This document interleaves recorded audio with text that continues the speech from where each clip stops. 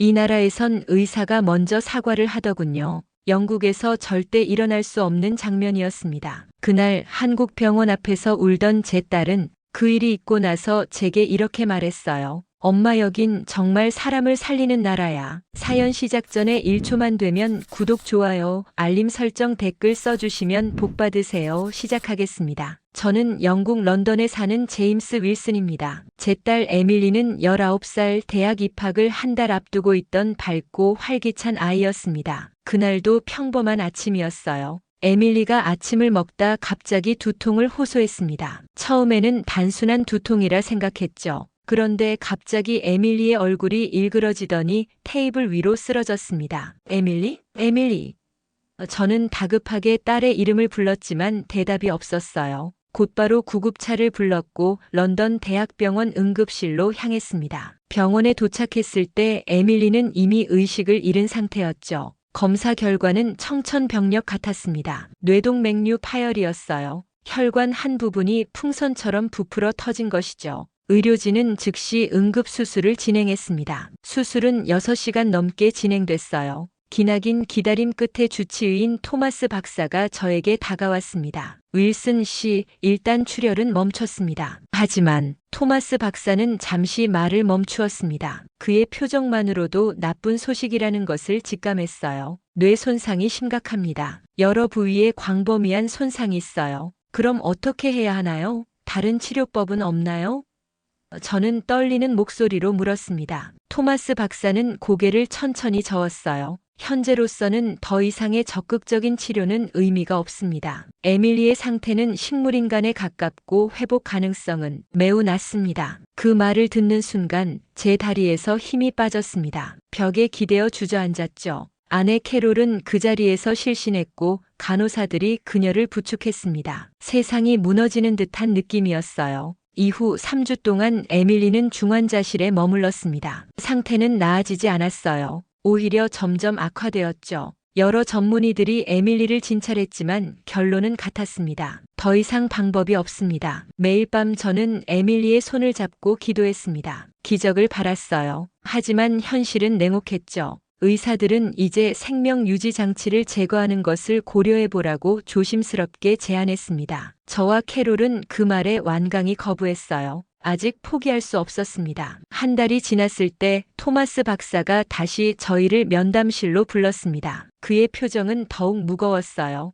윌슨 부부, 정말 안타깝게도 에밀리의 상태는 호전될 가능성이 거의 없습니다. 오히려 합병증으로 고통받고 있어요. 이제는 현실을 받아들이고 에밀리를 보내줄 준비를 하셔야 합니다. 그 말을 듣는 순간 캐롤은 오열했습니다. 저도 눈물을 참을 수 없었어요. 딸은 조용히 눈을 감았고 저는 모든 걸 포기해야 했습니다. 하지만 그때 제 마음 깊은 곳에서 작은 목소리가 들렸어요. 아직 끝이 아니라고, 어딘가에 희망이 있을 거라고. 집으로 돌아와 에밀리의 방을 바라보았습니다. 벽에는 그녀의 꿈이 담긴 사진들이 가득했어요. 대학교 캠퍼스 사진, 여행하고 싶은 나라들의 풍경, 미래의 계획들. 저는 그 자리에 무릎을 꿇고 흐느꼈습니다. 아직 포기할 수 없어. 절대로. 절망 속에서 저는 마지막 희망을 찾아 인터넷에 매달렸습니다. 밤새도록 비슷한 사례를 검색했죠. 뇌동맥류 파열 후 기적적으로 회복한 사례,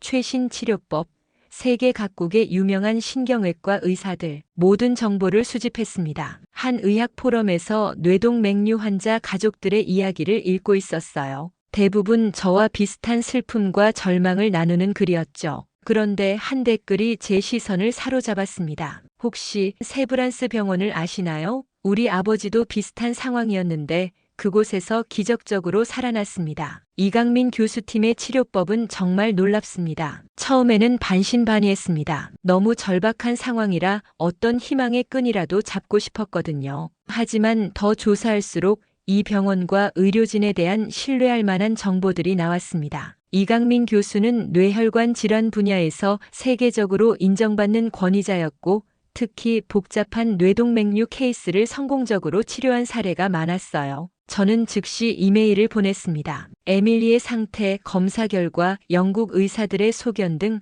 모든 정보를 담았습니다. 솔직히 말해서 답장을 기대하지는 않았어요. 대형 병원의 유명 교수가 해외 환자 가족의 이메일에 직접 응답할 리 없다고 생각했죠. 그런데 놀랍게도 다음 날 아침 이강민 교수의 회신이 왔습니다. 메일에는 에밀리의 상태에 대한 자세한 분석과 함께 한국에서 시도해 볼 수 있는 새로운 치료법에 대한 설명이 있었어요. 윌슨 씨, 에밀리의 상태는 분명 심각합니다. 하지만 저희 병원에서 개발한 새로운 시술법으로 비슷한 케이스에서 성공 사례가 있습니다. 가능한 빨리 환자를 한국으로 이송하시는 것이 좋겠습니다. 시간이 매우 중요합니다. 저는 그 메일을 읽자마자 캐롤에게 달려갔습니다. 희망이 있어. 한국에 우리를 도울 수 있는 의사가 있어.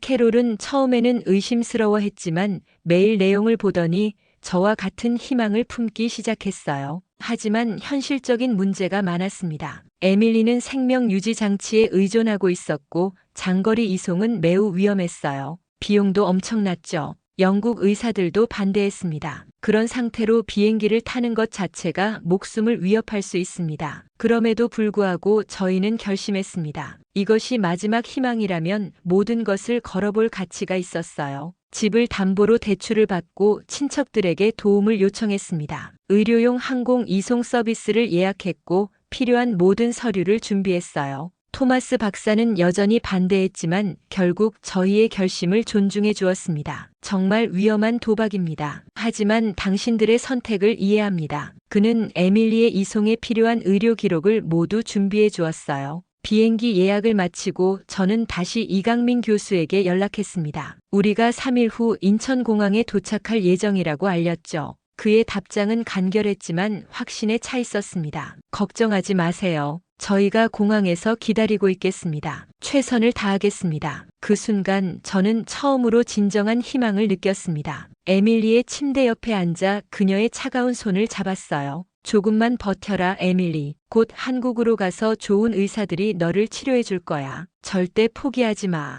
캐롤과 저는 그날 밤 오랜만에 편안한 잠을 잤습니다. 내일부터는 새로운 싸움이 시작될 테니까요. 이제 더 이상 물러설 곳은 없었습니다. 한국행, 그것이 우리의 마지막 희망이었어요. 의료용 특수 항공기로 13시간간의 긴 비행을 마치고 인천공항에 도착했습니다. 비행 내내 저는 에밀리의 상태를 지켜보며 기도했어요. 산소 포화도가 떨어질 때마다 심장이 멎는 것 같았죠. 동행한 의료진은 최선을 다했지만 그들의 긴장된 표정에서 상황이 좋지 않다는 것을 알 수 있었습니다. 비행기가 착륙하는 순간 저는 창밖을 내다봤어요. 활주로에 구급차가 대기하고 있었습니다. 비행기 문이 열리기도 전에 의료진이 계단을 올라오고 있었죠. 그 신속함에 놀랐습니다. 윌슨 씨, 저는 박지민입니다. 이강민 교수님의 지시로 왔습니다. 유창한 영어로 자신을 소개한 젊은 의사가 말했어요. 지금부터 제가 에밀리를 인계받겠습니다. 비행기에서 내리자마자 의료팀은 에밀리를 특수 들것으로 옮겼어요. 그들의 움직임은 신속하면서도 정확했습니다. 저와 캐롤은 정신없이 그들을 따라 구급차로 향했죠. 구급차 안에서 또 다른 놀라움이 기다리고 있었습니다. 안녕하세요, 윌슨 부부. 저는 김소희라고 합니다. 의료 통역사로 여러분을 도와드릴 거예요. 완벽한 영국식 억양의 영어를 구사하는 여성이 말했어요. 의료 통역사가 직접 구급차에 타고 있다니 정말 놀랍네요. 저는 긴장 속에서도 감탄했습니다. 한국에서는 중증 외국인 환자의 경우 의료 통역사가 24시간 함께합니다. 걱정하지 마세요. 저는 이강민 교수님 팀과 함께 계속 있을 거예요. 김소희 씨의 말에 조금이나마 안심이 되었어요. 구급차는 사이렌을 울리며 빠르게 달렸습니다. 앞뒤로 경찰 오토바이가 에스코트를 해주었죠. 마치 국가 요인 호위 같았어요. 캐롤은 떨리는 손으로 제 팔을 잡았습니다. 제임스, 이건 마치 꿈 같아요. 런던에서는 상상도 할 수 없는 일이야. 저도 동의했습니다. 런던에서 우리는 그저 수많은 환자 중 하나였어요. 하지만 여기서는 마치 가장 중요한 사람처럼 대우받고 있었죠. 병원 도착까지는 약 40분이 걸렸습니다. 에밀리의 상태는 안정적이었지만 여전히 위중했어요.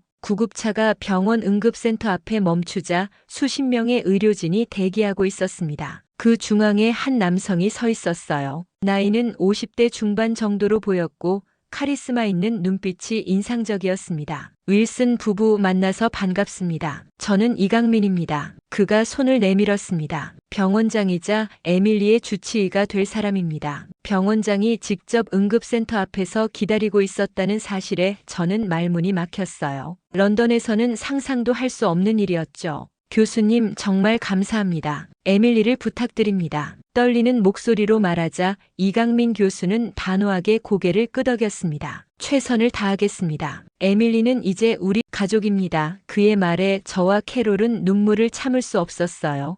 13시간간의 비행과 불안, 공포로 지친 상태였지만 그 순간 처음으로 진정한 안도감을 느꼈습니다. 마치 오랜 터널을 지나 작은 빛을 본 것 같았어요. 에밀리는 곧바로 중환자실로 이송되었고 즉시 정밀 검사가 시작되었습니다. 저희는 대기실로 안내받았어요. 그곳에는 이미 따뜻한 차와 간식이 준비되어 있었고 김소혜 씨가 계속 함께 했습니다. 검사가 끝나면 바로 이강민 교수님께서 상담을 해주실 거예요. 그동안 편히 쉬세요. 장거리 비행 후에는 몸이 많이 지치셨을 텐데요. 그녀의 세심한 배려에 감동했습니다. 이것이 바로 한국의 의료 시스템인가 생각했어요.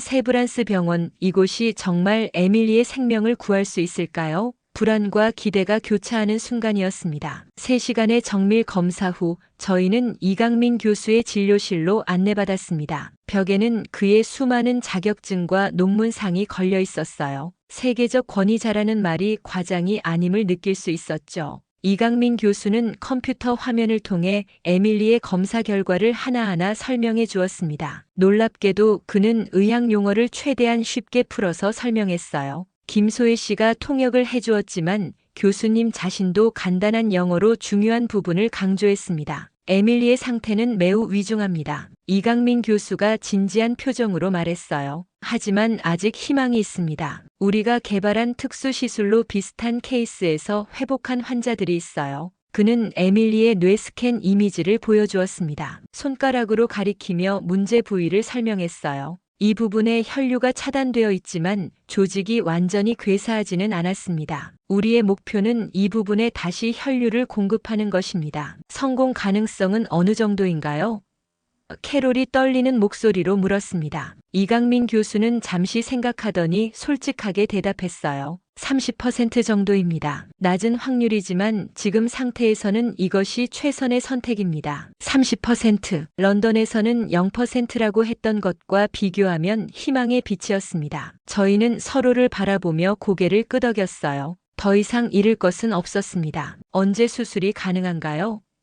제가 물었습니다. 지금 바로 준비하겠습니다. 시간이 매우 중요해요. 이강민 교수의 대답은 단호했어요. 수술 동의서에 서명한 후 저희는 에밀리를 수술실로 이송하기 전에 잠시 만날 수 있었습니다. 중환자실에서 생명 유지 장치에 연결된 에밀리는 너무나 작고 연약해 보였어요. 저는 딸의 차가운 손을 잡았습니다. 에밀리 아빠 여기 있어. 이제 좋은 의사 선생님이 너를 도와줄 거야. 꼭 돌아와 줘. 이강민 교수가 수술복을 입고 다시 저희에게 다가왔습니다. 그리고 놀랍게도 제 손을 잡았어요. 그의 손은 따뜻하고 강인했습니다. 윌슨 씨, 저는 환자에게 진심으로 다가가겠습니다. 에밀리를 제 딸처럼 생각하고 최선을 다하겠습니다. 만약 실수한다면 제가 책임지겠습니다. 그 말에 저는 눈물을 참을 수 없었습니다. 의사에게 이런 말을 들은 건 처음이었어요. 런던에서는 항상 냉정하고 사무적인 태도,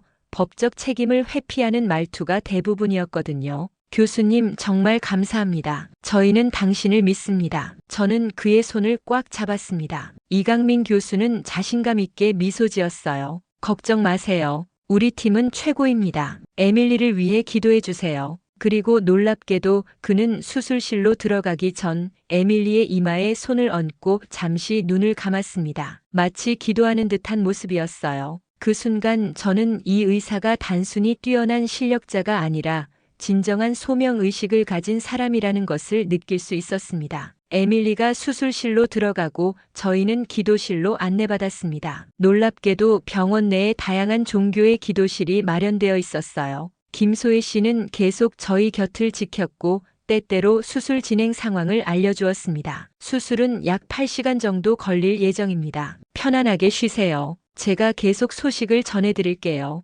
저희는 그곳에서 에밀리의 생명을 위해 의사들의 손길을 위해 간절히 기도했습니다. 1만 3천 킬로미터를 날아와 낯선 나라에서 딸의 생명을 맡긴 부모의 심정으로요. 수술이 시작되고 3시간이 지났을 때 김소희 씨가 첫 번째 중간 보고를 가져왔습니다. 수술은 순조롭게 진행 중입니다. 뇌압이 안정적이고 혈액순환도 유지되고 있어요. 그 말에 저희는 안도의 한숨을 내쉬었습니다. 하지만 여전히 길고 긴 시간이 남아 있었어요. 기도실에서 잠시 나와 병원 카페테리아에서 커피를 마셨습니다. 김소희 씨는 저희가 한국 음식을 좋아하는지 물어봤죠. 웃음이 나올 정도로 일상적인 질문이었습니다. 지금은 별로 생각이 없네요. 저는 솔직히 대답했어요. 이해합니다. 하지만 체력을 유지하셔야 해요. 수술이 끝나면 에밀리에게 온전히 집중하실 수 있도록요. 그녀의 말에 저희는 간단히 식사를 했습니다. 5시간이 지났을 때 두 번째 중간 보고가 왔습니다. 이번에는 표정이 조금 긴장되어 있었어요. 혈관 재건 과정에서 약간의 어려움이 있었지만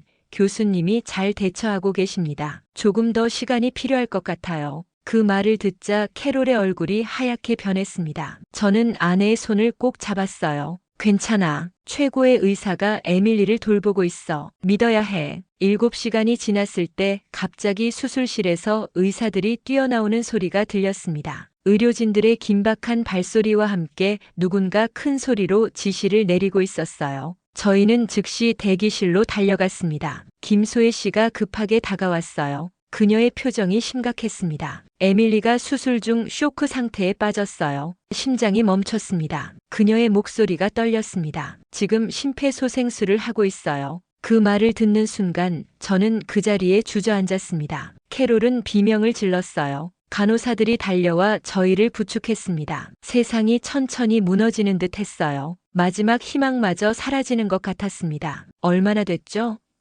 간신히 목소리를 짜내어 물었습니다. 5분 정도요. 이강민 교수님, 5분 정도요. 이강민 교수님이 직접 심폐소생술을 하고 계세요. 모든 의료진이 최선을 다하고 있습니다. 시간이 얼마나 흘렀는지 모르겠습니다. 5분이 5시간처럼 느껴졌어요. 저와 캐롤은 서로를 붙잡고 기도했습니다. 나중에 들은 이야기지만 이강민 교수는 20분 동안 직접 에밀리의 심장 마사지를 멈추지 않았다고 해요. 대부분의 병원에서는 10분 이상 심정지가 지속되면 포기하는 경우가 많다던데 그는 그러지 않았습니다. 윌슨 부부, 김소혜 씨의 목소리가 들렸어요. 고개를 들어보니 그녀의 눈에 눈물이 고여 있었습니다. 제 심장이 멎는 줄 알았어요. 나쁜 소식일까? 하지만 그녀의 입가에 희미한 미소가 보였습니다. 심전도에 작은 파형이 떴습니다. 에밀리의 심장이 다시 뛰기 시작했어요. 그 순간 저는 무릎을 꿇고 울음을 터뜨렸습니다. 캐롤도 함께 울었어요.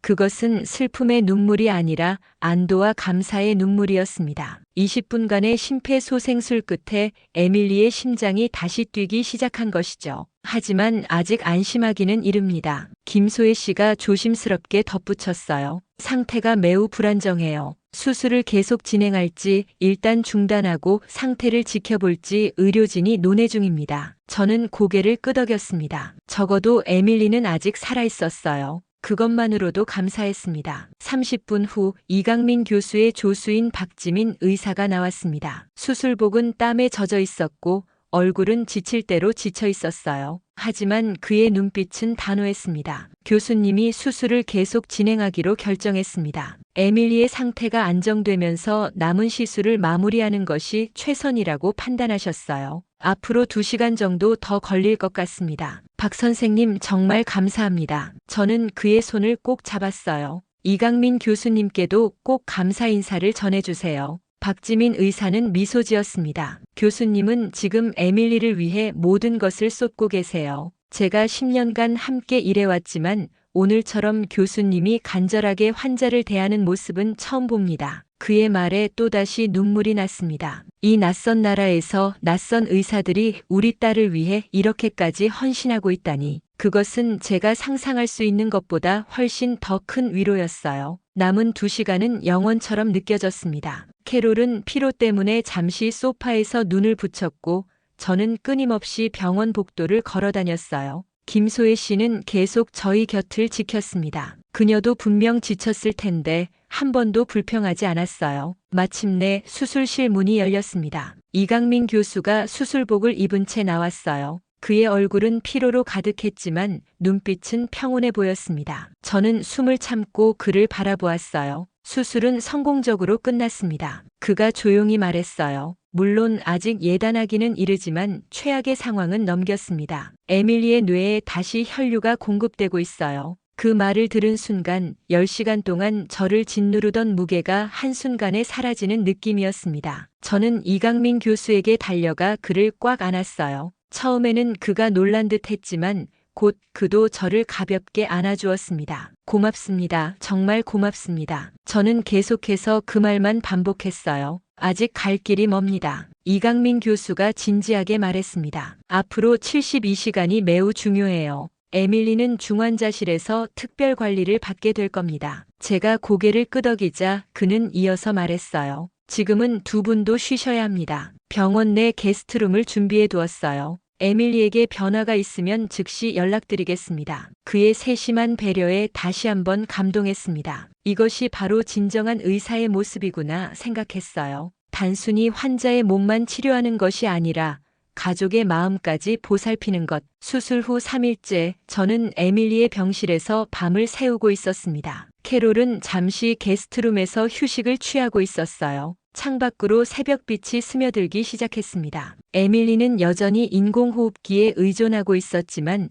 뇌파 검사에서 긍정적인 신호가 나타나고 있었어요. 이강민 교수는 매일 아침 일찍 그리고 밤 늦게 2번씩 에밀리를 진찰했습니다. 그는 단 하루도 빠지지 않았어요. 심지어 다른 응급수술이 있던 날에도 새벽에 병실에 들러 에밀리의 상태를 확인했습니다. 회복 속도가 생각보다 빠릅니다. 그날 아침 이강민 교수가 말했어요. 오늘은 인공호흡기 의존도를 조금 낮춰볼 예정입니다. 저는 피곤함에도 불구하고 희망을 느꼈습니다. 런던에서는 회복 가능성이 전혀 없다고 했던 에밀리가 이곳에서는 조금씩 변화를 보이고 있었으니까요. 점심시간이 지났을 때 간호사가 병실에 들어왔습니다. 그녀는 에밀리의 활력 징후를 체크하고 약물 투여량을 조정했어요. 그리고 제게 미소를 지었습니다. 아버님, 잠시 나가서 식사라도 하세요. 제가 잘 지켜볼게요. 괜찮습니다. 배고프지 않아요. 저는 대답했습니다. 건강을 유지하셔야 에밀리에게 힘이 됩니다. 그녀가 진심 어린 목소리로 말했어요. 30분만이라도 쉬다 오세요.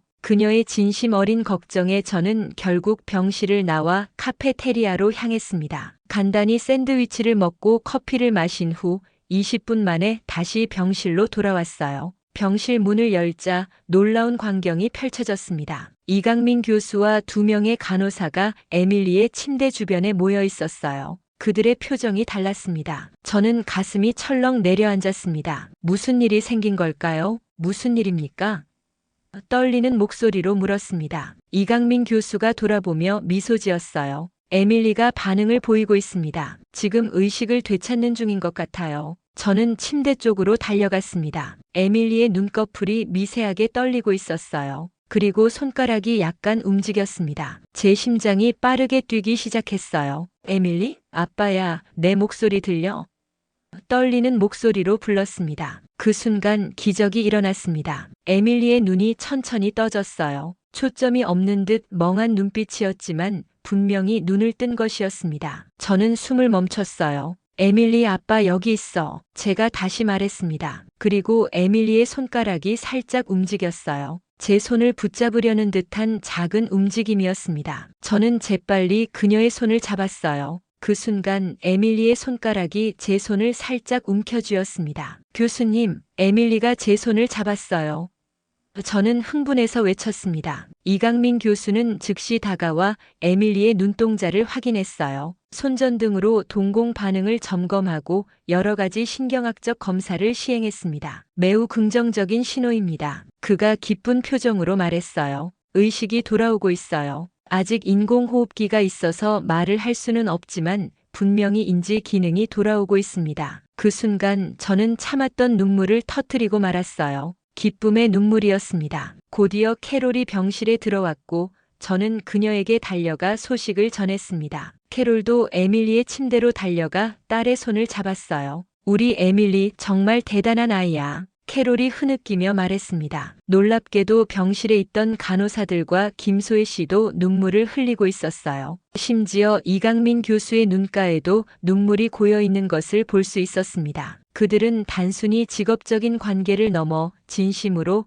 에밀리의 회복을 기뻐하고 있었어요. 이런 광경은 의사로서 가장 보람찬 순간입니다. 이강민 교수가 감격에 찬 목소리로 말했어요. 이것이 바로 우리가 의사가 되는 이유죠. 그날 밤 에밀리는 점점 더 많은 반응을 보였습니다. 눈으로 사람을 따라보기도 하고 간단한 지시에 손가락을 움직이기도 했어요. 72시간이 지난 후 이강민 교수는 인공호흡기를 제거하기로 결정했습니다. 에밀리가 자발 호흡을 시작할 수 있을 것으로 판단됩니다. 물론 위험이 전혀 없는 것은 아니지만 이제는 그녀가 스스로 숨을 쉴 때가 되었어요. 인공호흡기를 제거하는 순간 저희는 모두 긴장했습니다. 하지만 에밀리는 잠시 거친 호흡을 보이다가 곧 안정을 찾았어요. 그리고 첫 말을 했습니다. 그것은 희미한 목소리였지만 분명히 에밀리의 첫 마디였습니다. 그 순간 병실에 있던 모든 사람들이 기쁨의 환호성을 질렀어요. 간호사들은 서로를 껴안았고 김소희 씨는 손수건으로 눈물을 닦았습니다. 저와 캐롤은 에밀리의 양쪽에서 그녀의 손을 꼭 잡고 있었어요. 이것은 기적이었습니다. 런던에서는 포기했던 생명이 이곳 한국에서 다시 태어난 순간이었어요. 에밀리의 회복은 의학적 기적이라고밖에 표현할 수 없었습니다. 인공호흡기 제거 후 일주일이 지났을 때 그녀는 이미 짧은 문장으로 대화가 가능했어요. 물론 아직 많은 재활이 필요했지만 런던의 의사들이 예측한 것과는 완전히 다른 결과였습니다. 저는 이강민 교수에게 런던에서의 진단에 대해 언급했어요. 영국에서는 에밀리가 식물인간 상태로 남을 거라고 했습니다. 어떻게 이런 결과가 가능한 건가요? 이강민 교수는 겸손하게 대답했습니다. 의학은 항상 완벽하지 않습니다. 때로는 통계와 경험에 너무 의존하다 보면 가능성을 놓치게 되죠. 우리는 단순히 포기하지 않았을 뿐입니다. 하지만 저는 그것이 단순히 포기하지 않음의 문제가 아니라는 것을 알았어요. 이곳에서 저는 완전히 다른 의료 시스템과 철학을 경험했습니다. 첫째, 의사와 환자 관계가 달랐어요. 이강민 교수와 그의 팀은 단순히 증상을 다루는 것이 아니라 에밀리라는 한 인간을 치료하고 있었습니다. 그들은 매일 에밀리에게 말을 걸고 그녀의 작은 변화에도 기뻐했어요. 심지어 근무 시간이 끝난 후에도 병실에 들러 상태를 확인했습니다. 둘째, 팀워크가 인상적이었어요. 의사, 간호사, 재활치료사, 영양사 등 모든 의료진이 완벽하게 조화를 이루었습니다. 그들은 매일 아침 회의를 통해 에밀리의 상태를 공유하고 최적의 치료 계획을 수립했어요. 한 명의 실수나 누락이 없었습니다. 셋째, 가족까지 치료 과정에 포함시켰어요. 저희는 단순한 방문객이 아니라 치료팀의 일원으로 존중받았습니다. 의료진은 모든 결정 과정에 저희를 참여시켰고 에밀리의 상태에 대해 투명하게 공유했어요. 김소혜 씨는 24시간 저희가 필요할 때마다 통역을 제공했습니다. 에밀리가 중환자실에서 일반 병실로 옮겨진 날, 이강민 교수가 저희에게 한국의 의료 철학에 대해 이야기해 주었어요. 우리는 인이라는 개념을 중요시합니다. 이는 단순한 동정이 아니라 환자를 나와 같은 인간으로 보고 진심으로 돌보는 마음이죠. 기술과 지식도 중요하지만 그 바탕에는 환자를 향한 진정한 마음이 있어야 한다고 생각합니다. 그의 말은 제게 깊은 울림을 주었습니다. 영국과 다르다는 것을 넘어서 이 나라는 사람을 사람답게 살려냈습니다. 단순히 생물학적 생존이 아니라 에밀리의 존엄성과 가능성을 끝까지 존중한 치료였어요. 또 다른 놀라운 점은 병원의 시스템이었습니다. 모든 것이 효율적이면서도 따뜻했어요. 복잡한 서류 작업은 최소화되었고 저희가 신경 쓸 것은 오직 에밀리의 회복뿐이었습니다. 심지어 병원비 문제도 국제환자센터에서 모든 것을 도와주었어요.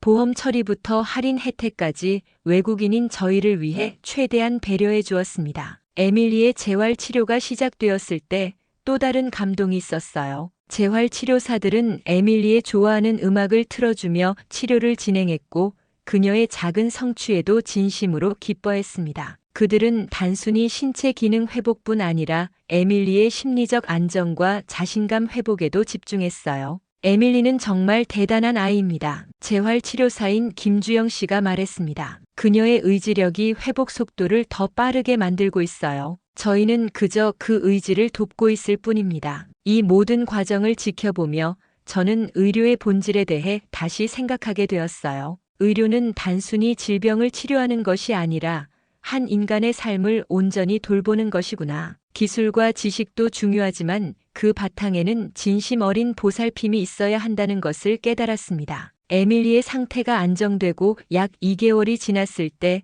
이강민 교수는 영국으로 돌아가도 좋다는 판단을 내렸습니다. 물론 완전히 회복된 것은 아니었지만 이제는 고향에서 계속 재활 치료를 받아도 충분하다고 했어요. 에밀리는 정말 놀라운 회복력을 보여주었습니다. 이강민 교수가 마지막 검진 결과를 설명하며 말했어요. 물론 앞으로도 재활 치료는 계속되어야 하지만 생명을 위협하는 상태는 완전히 벗어났습니다. 영국의 의료진에게 전달할 모든 자료를 준비해 두었어요. 에밀리는 이제 휠체어 없이 짧은 거리를 걸을 수 있었고 일상적인 대화가 가능했습니다. 인지 기능도 상당 부분 회복되었어요. 가끔 단어가 생각나지 않거나 집중력이 떨어지는 순간이 있었지만 꾸준한 재활 치료로 개선될 수 있는 부분이었습니다. 출국 전날 저희는 에밀리를 휠체어에 태우고 병원 정원으로 나갔습니다. 봄 기운이 완연한 공기를 마시며 우리 가족은 오랜만에 평화로운 시간을 보냈어요. 아빠, 나 죽을 뻔했다면서요?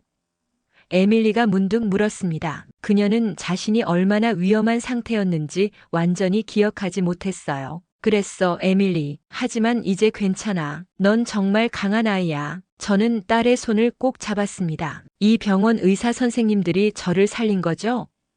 에밀리가 다시 물었어요. 그래, 이강민 교수님과 모든 의료진이 너를 위해 최선을 다해줬어. 그들은 절대 포기하지 않았지. 에밀리는 잠시 생각에 잠기더니 말했습니다. 다음에 올 때는 환자가 아니라 관광객으로 와야겠어요. 한국이 어떤 나라인지 제대로 보고 싶어요. 캐롤과 저는 서로 눈빛을 교환하며 미소 지었습니다. 에밀리가 미래를 계획하고 있다는 것은 얼마나 감사한 일인지요. 몇 개월 전만 해도 의사들은 그녀가 다시는 의식을 찾지 못할 거라고 했으니까요. 저녁에는 이강민 교수와 주요 의료진들이 저희를 위한 작별 모임을 마련해 주었습니다. 김소혜 씨, 박지민 의사, 재활치료사들, 그리고 에밀리를 돌봐준 간호사들까지 그들은 모두 한 가족처럼 느껴졌어요. 한국에서의 경험은 단순한 의료적 치료를 넘어선 인간적 교류였습니다. 낯선 나라에서 만난 사람들이 우리 가족에게 보여준 헌신과 배려는 국경과 문화를 초월한 사랑이었어요. 공항에 도착했을 때 놀랍게도 김소혜 씨가 저희를 배웅하러 나와 있었습니다. 그녀는 에밀리에게 작은 선물을 건넸어요. 한국 전통 인형이었습니다. 건강하게 지내세요, 에밀리. 그리고 약속해요. 다음에는 건강한 모습으로 한국을 관광하러 와요. 김소혜 씨가 말했습니다. 에밀리는 고개를 끄덕이며 그녀를 꼭 안았어요. 꼭 돌아올게요. 그때는 한국어도 조금 배워올 거예요. 비행기가 이륙하면서 저는 창밖으로 점점 작아지는 인천을 바라보았습니다. 이 도시, 이 나라는 이제 저희 가족의 두 번째 고향과도 같은 곳이 되었어요. 여기서 에밀리는 다시 태어났고 우리 가족은 새로운 삶을 선물 받았으니까요. 영국으로 돌아간 후 많은 의사들이 에밀리의 회복에 놀라움을 표했습니다. 토마스 박사는 에밀리의 상태를 확인한 후 고개를 절레절레 흔들었어요. 믿을 수 없군요. 이건 정말 의학적 기적입니다. 한국에서 어떤 치료를 받았는지 자세히 알고 싶습니다. 저는 그에게 이강민 교수가 준비해준 모든 의료 기록을 전달했어요. 하지만 제가 알고 있는 것은 에밀리의 회복은 단순한 의학적 기술만으로는 설명할 수 없다는 사실이었습니다. 그것은 인간의 가능성을 믿고 끝까지 포기하지 않는 정신,